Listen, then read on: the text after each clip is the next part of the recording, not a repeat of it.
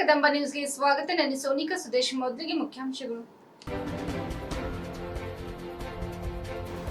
ಬೀದರ್ ಜಿಲ್ಲೆಯ ನೂತನ ಜಿಲ್ಲಾಧಿಕಾರಿಯಾಗಿ ಶಿಲ್ಪಾ ಶರ್ಮಾ ಅಧಿಕಾರ ಸ್ವೀಕಾರ.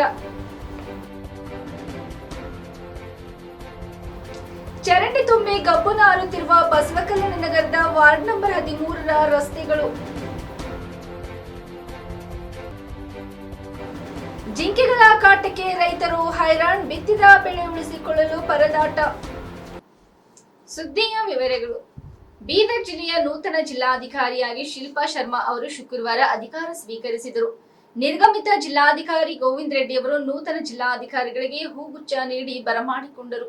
ಶಿಲ್ಪಾ ಶರ್ಮಾ ಅವರು ಕರ್ನಾಟಕ ಕ್ಯಾಡರ್ 2015ರ ಐಎಎಸ್ ಬ್ಯಾಚ್ನ ಅಧಿಕಾರಿಯಾದ ಇವರು ಮೂಲತಃ ಹಿಮಾಚಲ ಪ್ರದೇಶದವರಾಗಿದ್ದಾರೆ. 2018ರಲ್ಲಿ ಇವರು ರಾಯಚೂರು ಜಿಲ್ಲೆಯಲ್ಲಿ ಸಹಾಯಕ ಆಯುಕ್ತರಾಗಿ ಕರ್ತವ್ಯ ನಿರ್ವಹಿಸಿ ನಂತರ ಯಾದಗಿರಿ ಜಿಲ್ಲಾ ಪಂಚಾಯತ್ ಮುಖ್ಯ ಕಾರ್ಯನಿರ್ವಾಹಕ ಅಧಿಕಾರಿಯಾಗಿ ಕೆಲಸ ನಿರ್ವಹಣೆ ಮಾಡಿರುತ್ತಾರೆ.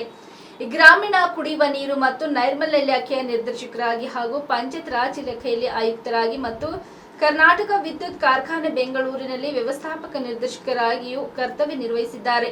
ಬೀದರ್ ಜಿಲ್ಲೆಯ ನೂತನ ಜಿಲ್ಲಾಧಿಕಾರಿಗಳಾಗಿ ಅಧಿಕಾರ ಸ್ವೀಕರಿಸಿದ ನಂತರ ಮಾತನಾಡಿ ಶಿಲ್ಪಾ ಶರ್ಮಾ ಅವರು ಇಂದು ಬೀದರ್ ಜಿಲ್ಲೆಯ ಜಿಲ್ಲಾಧಿಕಾರಿಯಾಗಿ ಅಧಿಕಾರ ಸ್ವೀಕರಿಸುತ್ತಿದ್ದೇನೆ.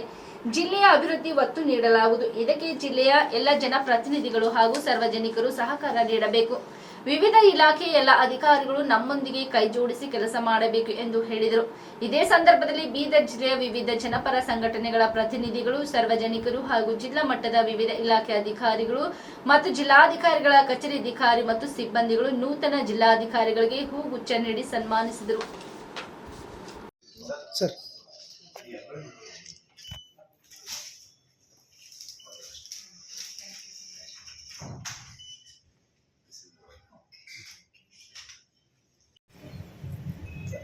ಇವತ್ತು ನಾನು ಶಿಲ್ಪಾ ಶರ್ಮಾ ಬೀದರ್ ಜಿಲ್ಲೆಯ ಜಿಲ್ಲಾಧಿಕಾರಿಯಾಗಿ ಚಾರ್ಜ್ ತಗೊಂಡಿದ್ದೀನಿ.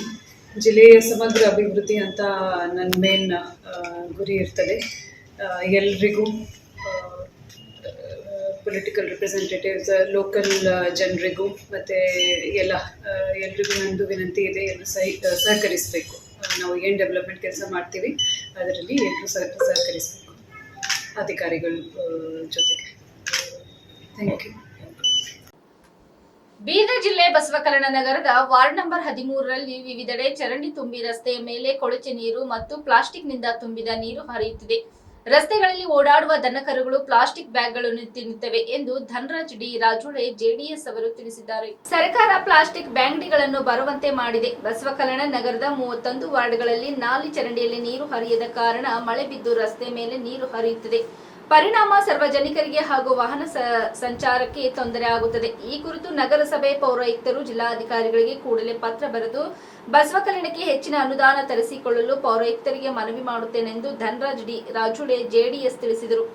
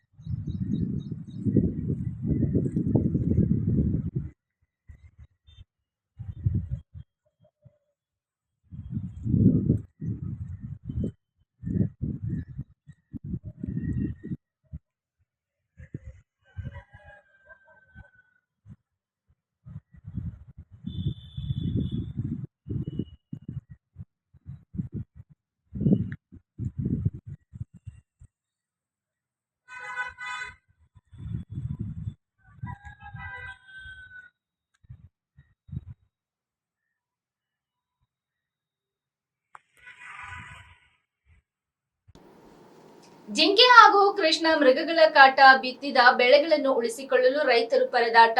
ಕಳೆದ ವರ್ಷ ಮಳೆ ಕೊರತೆಯಿಂದಾಗಿ ಬರಗಾಲಕ್ಕೆ ತುತ್ತಾಗಿ ನಾಟಿ ಮಾಡಿದ ಯಾವುದೇ ಬೆಳೆ ರೈತನ ಕೈಗೆ ಬಾರದೆ ನಷ್ಟವನ್ನು ಅನುಭವಿಸಿದ ರೈತರು.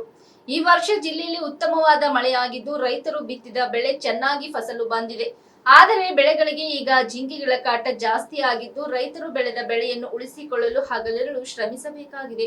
ಗಡಿಬೀದರ್ ಜಿಲ್ಲೆಯಲ್ಲಿ ಜಿಂಕೆ ಹಾಗೂ ಕೃಷ್ಣ ಮೃಗಗಳ ಸಂಖ್ಯೆ ಹೆಚ್ಚಾಗಿದೆ. ಒಂದು ಅಂದಾಜಿನ ಪ್ರಕಾರ ಜಿಲ್ಲೆಯಲ್ಲಿ 20,000ಕ್ಕೂ ಅಧಿಕ ಜಿಂಕೆ ಕೃಷ್ಣ ಮೃಗಗಳಿರಬಹುದೆಂದು ಅರಣ್ಯ ಇಲಾಖೆ ಅಧಿಕಾರಿಗಳು ಅಭಿಪ್ರಾಯವಾಗಿದೆ.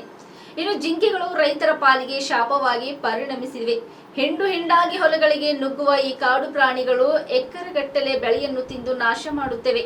ಆದರೆ ರೈತರ ಸಮಸ್ಯೆಗೆ ಸ್ಪಂದಿಸಬೇಕಾದ ಅರಣ್ಯ ಇಲಾಖೆಯ ಅಧಿಕಾರಿಗಳು ಕೂಡ ಕಂಡು ಕಾಣದಂತೆ ಕುಳಿತು ಬಿಟ್ಟಿದ್ದಾರೆ. ನಮ್ಮ ನೋವನ್ನು ಯಾರಿಗೆ ಹೇಳಬೇಕೆಂದು ಇಲ್ಲಿನ ರೈತರ ಅಳಲಾಗಿದೆ. ಇದರ ಜೊತೆಗೆ ಜಿಂಕೆಯನ್ನು ಹೊಡೆಯಲು ಬಾರದೆ ಅವುಗಳನ್ನು ಹೆದರಿಸಲು ಬಾರದಂತಹ ಸ್ಥಿತಿ ನಮ್ಮಲ್ಲಿದೆ. ಒಂದು ವೇಳೆ ಏನಾದರೂ ನಾವು ಜಿಂಕೆಯನ್ನು ಹೊಡೆದರೆ ಅದು ಆಕಸ್ಮಿಕವಾಗಿ ಮರಣ ಹೊಂದಿದರೆ ನಮ್ಮ ಮೇಲೆ ಕೇಸ್ ಹಾಕುವ ಬೆದರಿಕೆಯನ್ನು ಅರಣ್ಯ ಇಲಾಖೆಯವರು ಮಾಡುತ್ತಿದ್ದಾರೆ. ಜೊತೆಗೆ ಜಿಂಕೆಗಳು ನಮ್ಮ ಹೊಲದಲ್ಲಿನ ಬೆಳೆಯನ್ನು ತಿಂದರೂ ಪರವಾಗಿಲ್ಲ, ನಮ್ಮ ಬೆಳೆ ನಾಶವಾಗಿದ್ದಕ್ಕೆ ಅರಣ್ಯ ಇಲಾಖೆಯವರು ಪರಿಹಾರ ಕೊಡಬೇಕು ಎಂದು ಇಲ್ಲಿನ ರೈತರು ಹೇಳಿಕೊಳ್ಳುತ್ತಿದ್ದಾರೆ.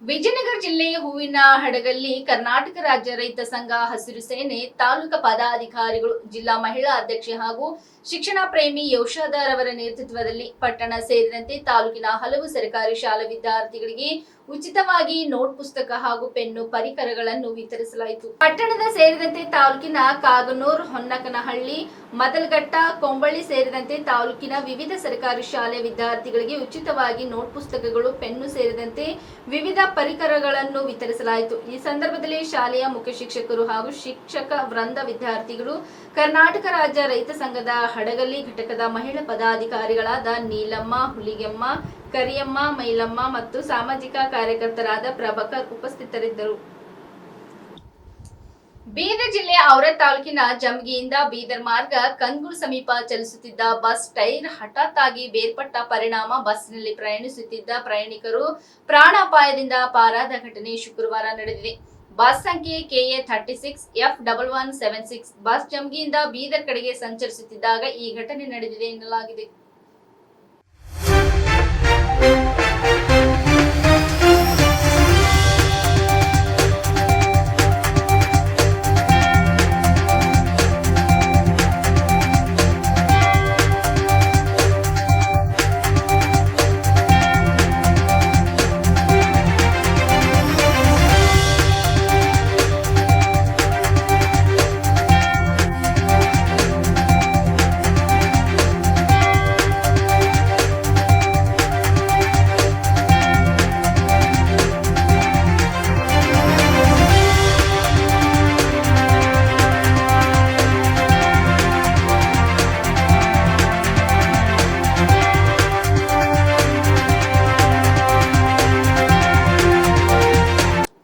ಇಲ್ಲಿವರೆಗೆ ಸುದ್ದಿ ಕೊಟ್ಟಿದ್ದು ನಾನು ಸೋನಿಕಾ ಸುದೇಶ್. ಮುಂದಿನ ಸುದ್ದಿಯೊಂದಿಗೆ ಮತ್ತೆ ಭೇಟಿಯಾಗೋಣ. ವಂದನೆಗಳು.